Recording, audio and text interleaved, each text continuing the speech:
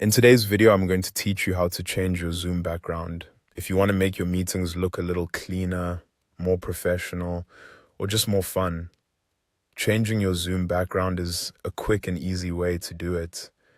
Zoom gives you a few built-in options, and you can also upload your own image or video from your computer if you want something more personal.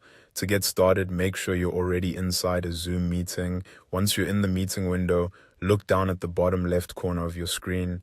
You'll see the camera icon there. On the right side of that camera icon, there's a small upward pointing arrow.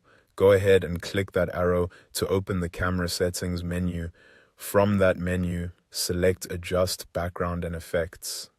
As soon as you click it, Zoom will open the Background and Effects window. This is where you can customize how your background appears during the meeting.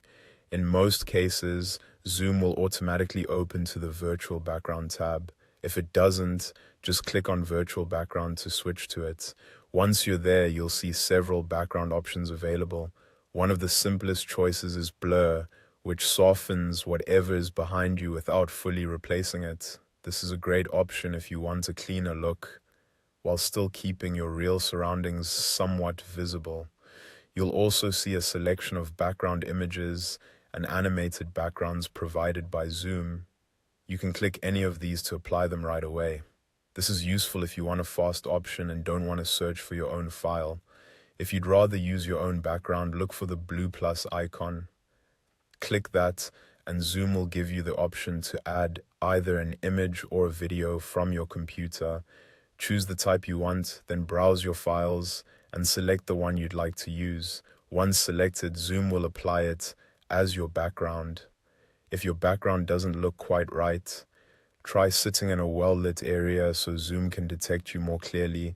A simple background behind you can also help the effect look smoother and more natural, especially if you're using a custom image or video. And that's all there is to it. Once you choose the background you want, you're ready to continue your meeting with a new look.